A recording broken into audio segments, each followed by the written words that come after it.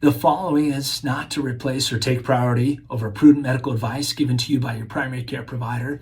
If you have questions or concerns regarding your health, you are encouraged to call your primary care provider.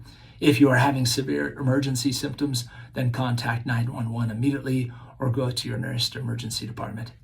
Thank you. Hello, this is Dr. Jacob Curtis. I'm a board-certified family physician.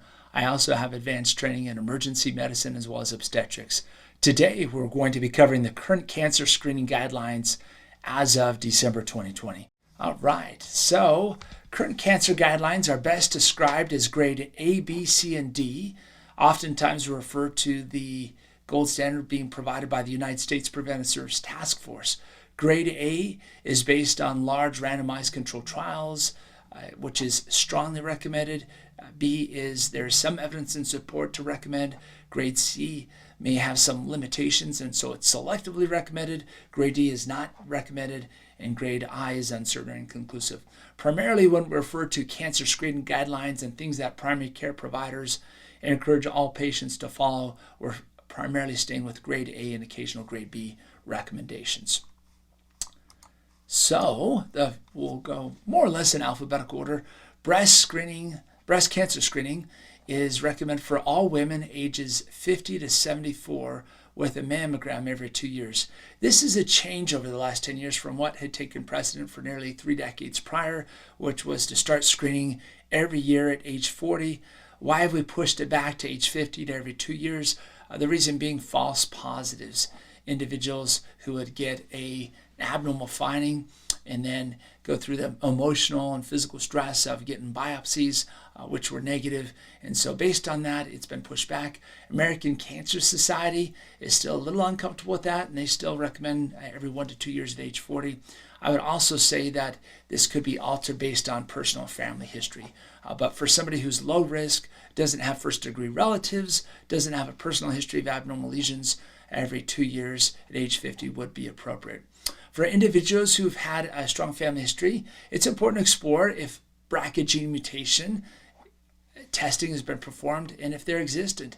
If they are existent, there's a high likelihood of genetic predisposition, and those individuals at least should be given the opportunity to be tested for that.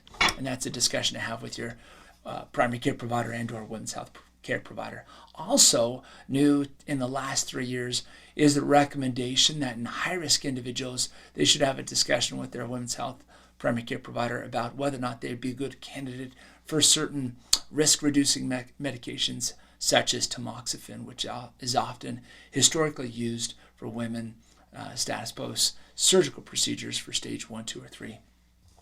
That is breast cancer screening. Here's a cartoon demographic showing how a mammogram occurs. The breast tissue is exposed in the mammogram device. There can be some discomfort with that for women who have more sensitive breast tissue and skin. You can use topical lidocaine before that procedure. As you can see from the top left, that's what a normal mammogram more or less would look like.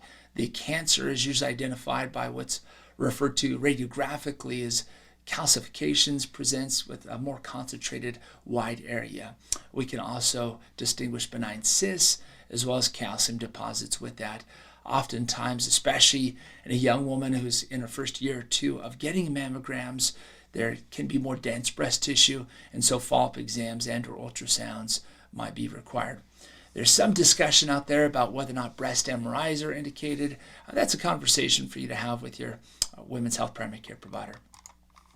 Next is cervical cancer screening. It's exciting to see certain cancers going down over time, and this is one of those. Due in no small part rather to the cervical cancer vaccine known as the HPV vaccine that can help to develop antibodies to the HPV variants that are more likely to cause both genital warts and cervical cancer.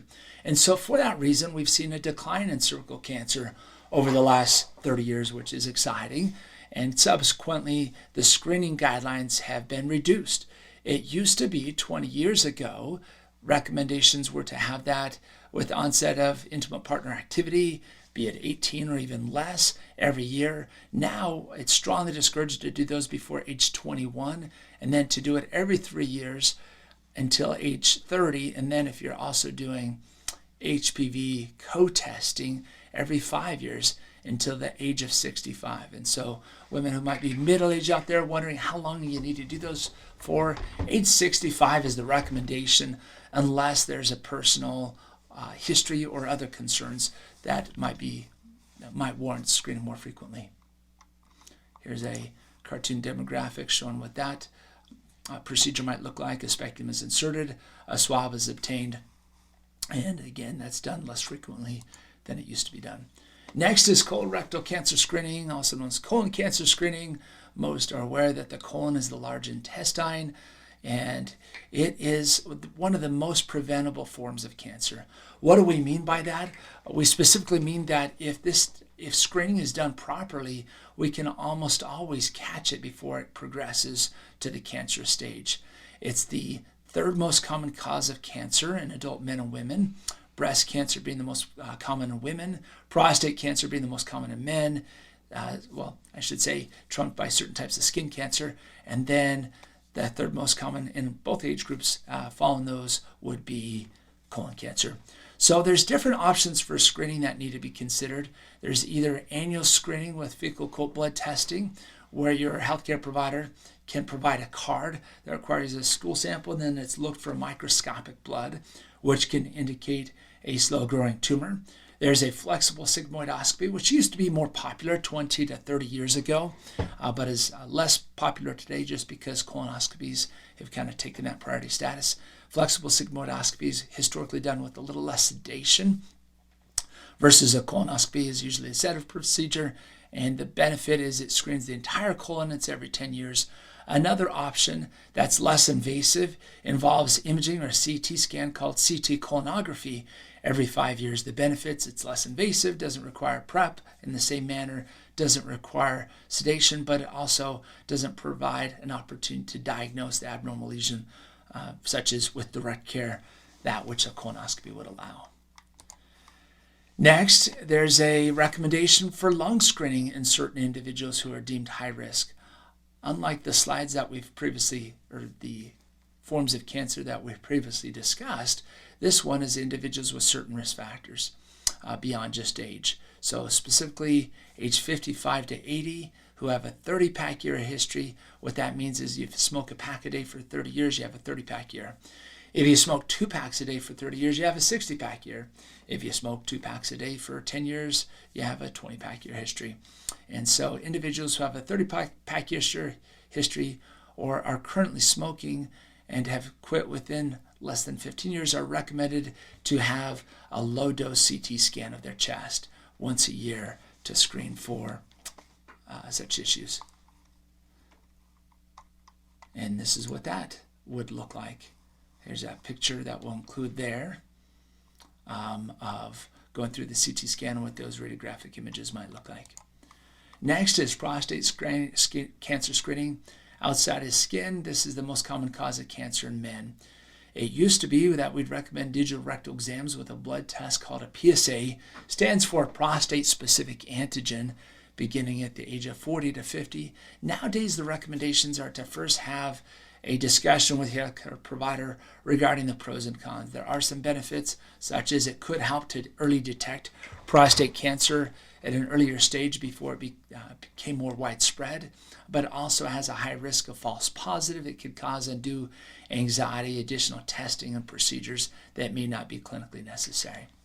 So it's recommended that you speak to your healthcare provider between the ages of 55 to 65 if you're male about doing a blood test called a prostate-specific antigen. They'll talk to you about the pros and cons, and you may consider having that done as part of, say, your wellness exam.